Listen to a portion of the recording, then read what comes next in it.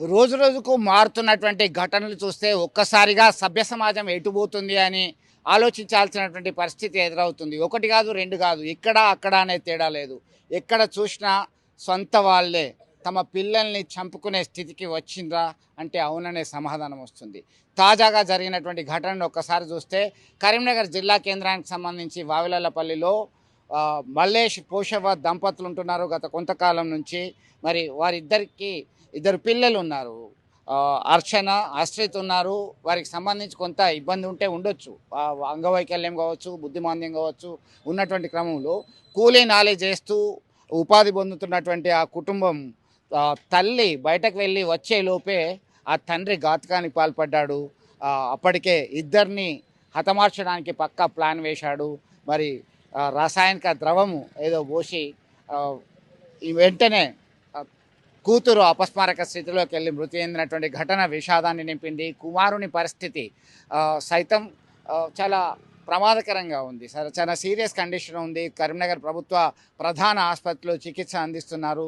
ఈ ఘటనకు సంబంధించి అయితే స్థానికంగా ఉన్నటువంటి వ్యక్తులు తీవ్రంగా ఖండిస్తున్నటువంటి పరిస్థితి. మనతో న్యాయవాది ఉన్నారు. ప్రస్తుతం అయితే ఇక్కడ చూస్తున్న వాళ్ళు ఇంకా శోక సముద్రంలో ఉన్నారు. ఒకవైపు భర్త పరారీ కావడము మల్లేషు, మరొక వైపు కన్న కూతురు మృతి చెందడము, కుమారుని పరిస్థితి చాలా సీరియస్గా ఉండడం అనేది కలిసివేసేటువంటి అంశంగా చెప్పుకోవచ్చు. అంటే కన్న తల్లిదండ్రులే కాలేయములుగా మారుతున్నారా అంటే దానికి ఉదాహరణ ఇదే అని చెప్పుకోవడానికి అవకాశం ఉంది.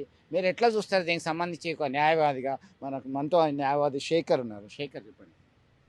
పరిస్థితులు, కారణాలు ఏవైనా సభ్య సమాజంలో ఇప్పుడు ప్రస్తుతం కుటుంబ సభ్యులను హతమారుస్తున్న సంఘటనలు మనం చూస్తున్నాము. ఇది హృదయ విదారకరమైన సంఘటనగా మనం చెప్పుకోవచ్చు.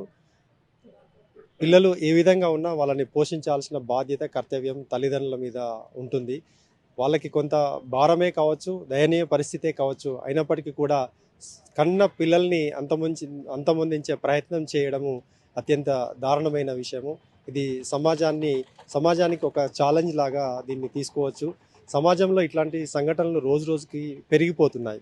దానికి కుటుంబ నేపథ్యం కావచ్చు, ఆర్థిక పరిస్థితులు కావచ్చు, సమాజంలో ప్రభావం చూపే సంఘటనలు కూడా కావచ్చు. యూట్యూబ్లో కానీ, పేపర్లో కానీ ఇట్లాంటివి చూసి ఇవి ఆగాల, వీటికి ప్రేరేపించినట్టుగా ఇవి రోజు రోజుకి పెరిగిపోతున్నాయి.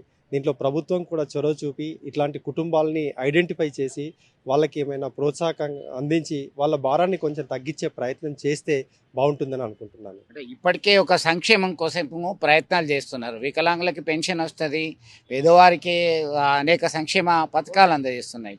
అయినప్పటికీ ఇలాంటి సంఘటనలు జరుగుతున్నాయి. ఒకటేమో కూతురు వికలాంగులు అని చెప్పేసి తండ్రి హతమార్చిన ఘటన విద్యానగర్ ప్రాంతంలో జరిగింది. మరొకటి వివాహేతర సంబంధానికి అడ్డుగా ఉన్నారని చెప్పేసి ట్విన్స్ని చంపిన ఘటన మనం మర్చిపోతలేము. మరొకటి భగత్ నగర్లో. ఇట్లా ఒకటి కాదు, రెండు కాదు, రాష్ట్ర వ్యాప్తంగా అనేక ఘటనలు జరుగుతున్నాయి. దీనికి సంబంధించి ఒక అవేర్నెస్ క్యాంపులు నిర్వహించడము, కౌన్సిలింగ్ ఏర్పాటు చేయడం అనేది బాగుంటుంది అంటారా? మీరు ఎట్లా చూస్తారు? సంఘటనలు ఇటువంటివి చాలా జరుగుతున్నాయి. ఇది ఒక సమాజానికి ఒక ప్రశ్నార్థకమైన విషయము.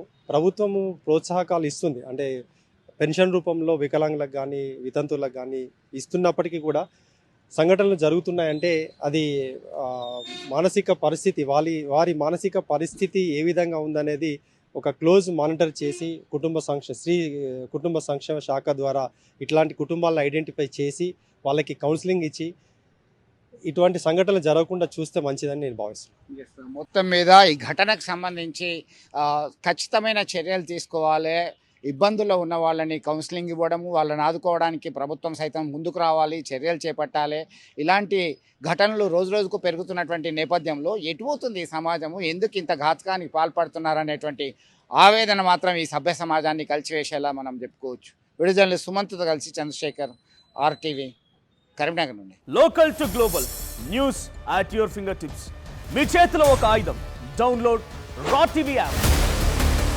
Media legend Ravi Prakash is back.